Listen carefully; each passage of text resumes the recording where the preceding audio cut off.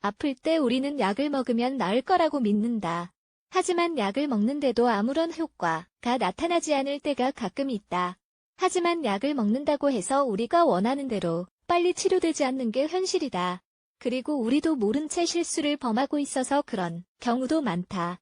약이 얼마나 효과적일 수 있는지에 영향을 미치는 요소가 있다는 게 밝혀졌다. 잘 읽어보고 필요한 내용은 메모해두자. 1. 약 먹을 때 음료에 주의하기. 약을 먹을 때에는 아무런 음료를 마셔서는 안 된다. 약을 먹으면서 그냥 손에 있는 음료를 무심코 마시는데 이것은 실수이다. 특정 음료가 치료 효과를 현저하게 감소시킬 수 있기 때문이다. 커피나 콜라 같은 음료는 약을 빠른 속도로 분해시켜버린다. 약을 먹을 때는 차를 마시는 것도 별로 좋지 않다. 약의 흡수를 감소시키는 경향이 있기 때문이다. 그리고 약을 먹을 때에는 우유를 마시지 않아야 한다. 이 유제품은 약의 효과를 약화시키기 때문이다. 오렌지 주스도 안 마시는 게 좋다. 그리고 특별히 따로 표기된 게 없다면 약은 실온 정도의 물과 함께 먹는 게 제일 좋다. 2. 잘못된 식품과 같이 먹기. 특정한 식품과 함께 약을 먹는 것도 좋은 습관이 아니다. 예를 들어 식사 시간에 먹지 않아야 할 약이 있다. 특히 약은 섬유질이 풍부한 음식과 같이 먹지 않도록 주의해야 한다.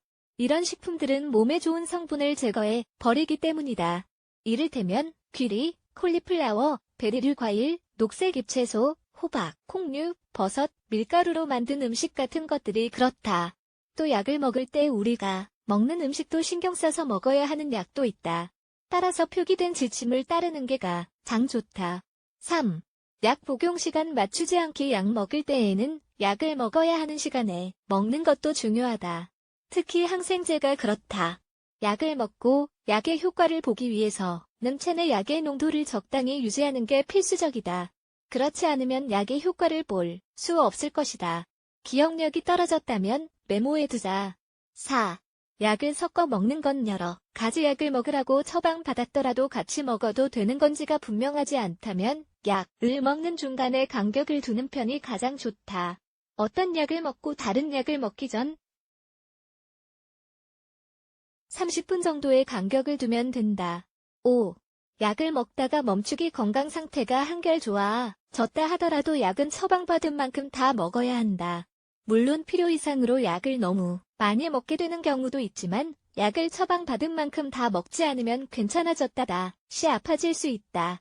따라서 한결 좋아졌다 하더라도 처방받은 약은 다 먹도록 하자. 그래야 증상이 완전히 사라지고 재발하지 않는다. 6.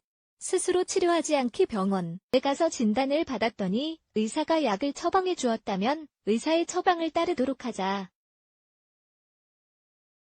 어떤 약을 처방받아 먹다가 효과가 없어서 기대했던 결과가 나타나지 않아서 약을 그만 먹으면 다시 병이 재발할 수 있다. 좀 괜찮아졌다 하더라도 처방받은 약은 다 먹도록 하자. 처방받은 약 대신 다른 것을 먹지 않도록 한다.